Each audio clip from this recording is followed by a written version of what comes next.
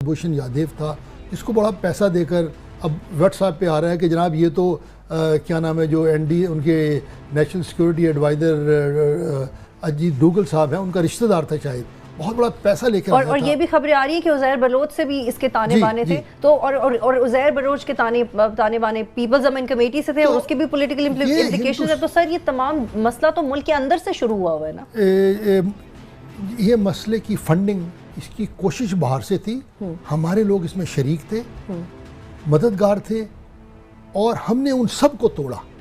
आप देखिए, हमने कराची में तमाम दहशतगर्दों को पकड़ा, हमने बलूचिस्तान में अलहदगी पसंदों को अपने साथ मिला के राज़ी किया, हमने मुल्क के अंदर जो मजहबी दहशतगर्दी थी उसको ख़त्म किया, और इसलिए ख़त्म हुआ कि हमने हिंदुस्तान के नेटवर्क तोड़े, हमने अफ़गानिस्तान के नेटवर्क तोड़े।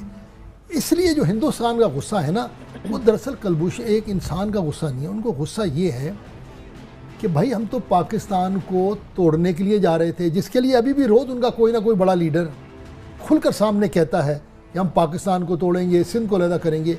हिंदुस्तान का गुस्सा ये है कि हम पाकिस्तान को कमज़ोर करना चाहते थे, तोड़ना चाहते थे, हमारा आदमी पकड़ा गया, पाकिस्तान ने हमारे तमाम जो अज़ाइम थे उनको खाक में मिला दिया, और पाकिस्तान को मिसाल बनाते हुए दरअसल वो हिंदुस्तानी मुसलमानों को पैगाम देना चाहते थे कि तुम लोग जो जिस किस्म का हम हिंदुस्तान चाहते हैं, जिसमें हिंदुत्व का समाज होगा, आप राम राम कहेंगे। कल मैं उनके किसी लीडर का ठीक है जनाब, सर मुझे यहाँ पे एक ब्रेक लेनी है, सर मुझे एक ब्रेक लेनी है, उसके बाद वापस आएंगे तो डिस्कस करेंगे क्या पाकिस्तान इंडिया का प्लान न्यूट्रलाइज करने में कामयाब होता दिखाई दे रहा है या नहीं। एक ब्रेक लेंगे, फिर से बात करेंगे।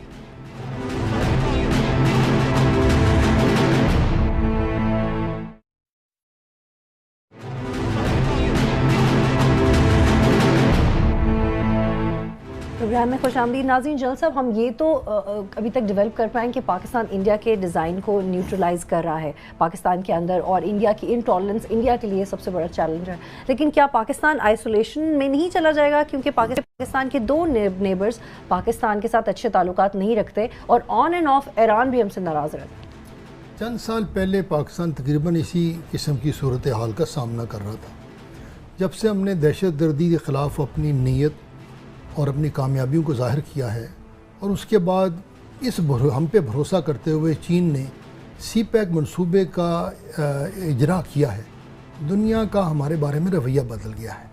अब न सिर्फ चीन, रूस, Oman, Qatar, Saudi Arabia, Europe के कई मुल्क सी पैक का हिस्सा बनना चाहते हैं। अमेरिका की फर्में जो हैं वो सी पैक के ठेके लेना चाहती हैं। ईरान गवादर और चाबहार को दो सिस्टर पोर्ट्स बनाना चाहता है।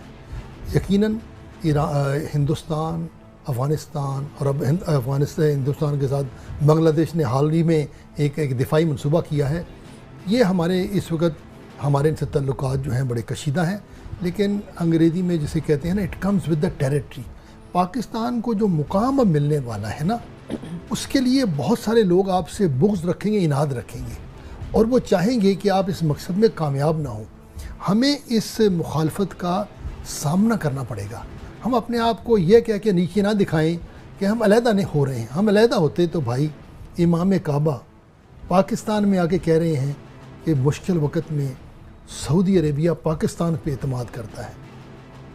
अगर हम अलहदा हो रहे होते तो दुनिया की तमाम मिलिट्री डेलीगेशन आते हैं, पब्बी में आपके साथ एक्सरसाइज करते हैं। पाकिस्तान दुनिया में जाकर पिछले दिनों पढ़ा था, कोई स्नाइपर कंपटीशन हुआ दुनिया का, पाकिस्तान की आर्मी सेकंड वहाँ पर आती है।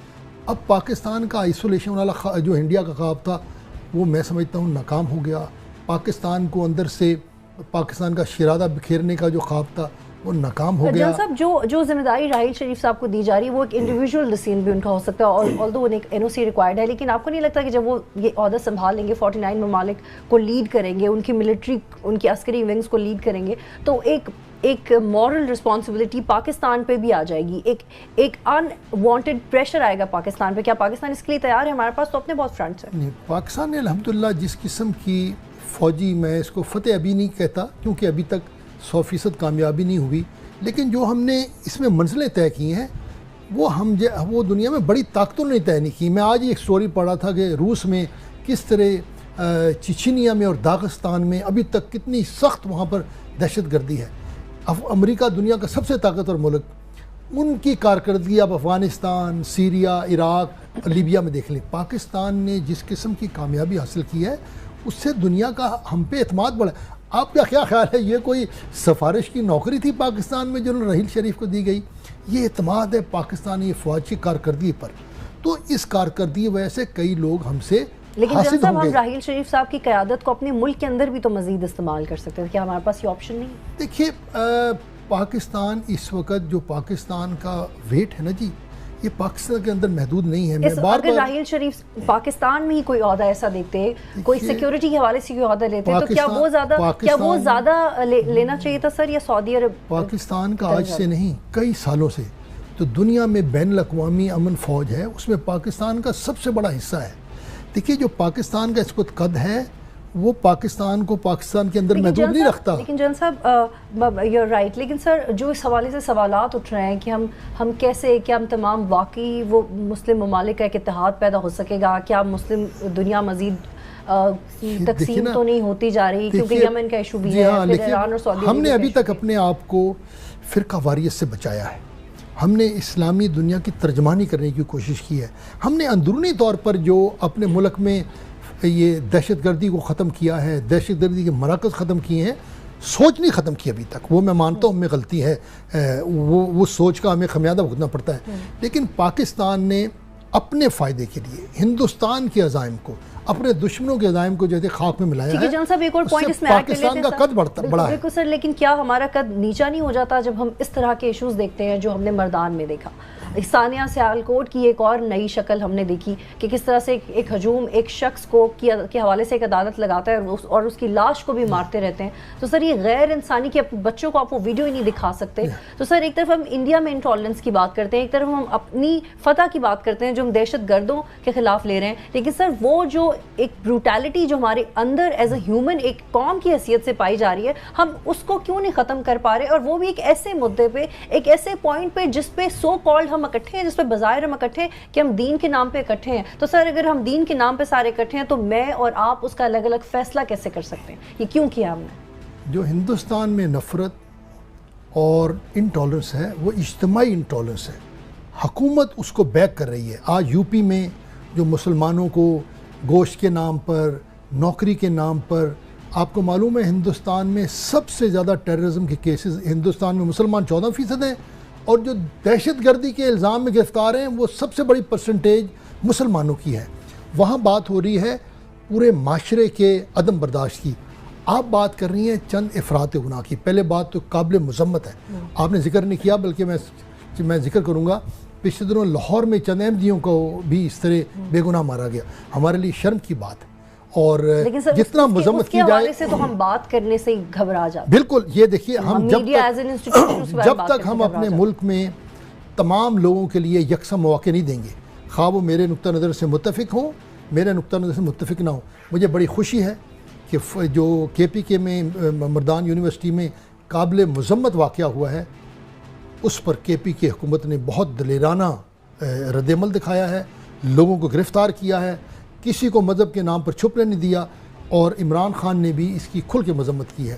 اگر بطور معاشرے کے ہم ان اقدامات کی مذمت کریں، اور سب سے بڑی بات یہ ہم اپنے ذہنوں کو چینج کریں، پاکستان کو ایک ایسا معاشرہ بنائیں جس میں ہر فرقے، ہر انسان اور اختلاف رکھنے والوں کے لیے جگہ ہو، اور مذہب کو ہم استعمال کریں انسانیت پھیلانے کے لیے. لیکن جل صاحب ڈرتی ہے، پارلیمنٹ بھی ڈرتی ہے، سول سوسائٹی بھی ڈرتی ہے، این جی اوز بھی ڈرتی ہے. میں خود بھی اس بارے میں بات کرتے ہوئے بڑے نپے تلے الفاظ میں بات کر رہی ہوں، اور ہمیں کرنی پڑے گی کیونکہ موضوع ہی ایسا ہے.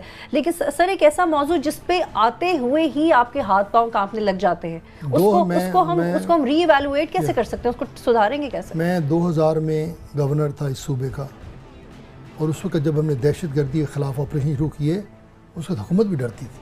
آج یہ وہی حکومت ہے جو دہشت گردوں کو، جیسے میں نے عرض کیا، آپ پچھلے ہفتے کی مثال لے لیں، کوئٹہ، پشاور، ڈیرہ غازی خان، کراچی، گھروں میں گھس کے ان پہ حملے کر رہی ہے.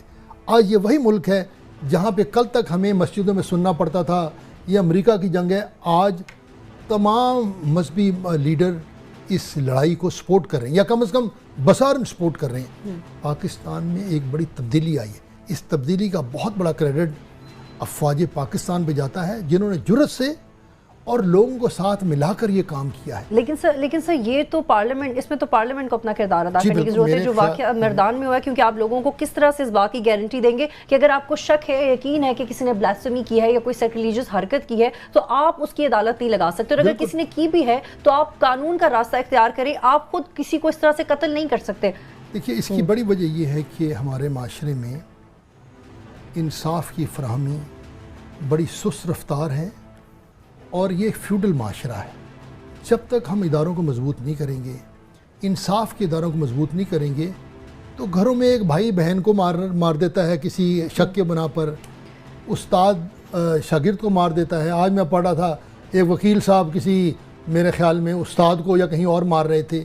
یہ معاشرے کا تشدد جو ہے اس کی بڑی وجہ ہم نے شعور نہیں پھیلایا، ہم نے اپنے اداروں کو مضبوط نہیں کیا، اور ہم نے اپنی عدلیہ کو لوگوں کے ذہنوں میں اس کا تصور نہیں بٹھایا. کیونکہ مجھے خوشی ہے کہ ابھی پنجاب میں کافی کام اس پہ ہو رہا ہے. میں پڑھا تھا اس میں بڑی ڈیجیٹائزیشن ہو رہی ہے. آج سپریم کورٹ نے کہا ہے کہ اب جناب دوائیوں کی قیمتوں کے فیصلے بھی ہم کریں گے. آج میں چیف جسٹس کی سٹیٹمنٹ پڑھ رہا تھا.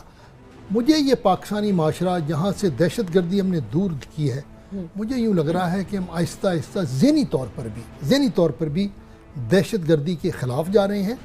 گو کہ کام اس میں کرنے والا بہت ہے. یہ میں کہہ دوں کہ ہم اس سطح پہ پہنچ گئے ہیں کہ جہاں پہ پاکستان ایک روشن خیال ملک بن گیا ہے. تو میرے خیال میں اپنے ساتھ میں غلط بیانی کا استعمال کرنا.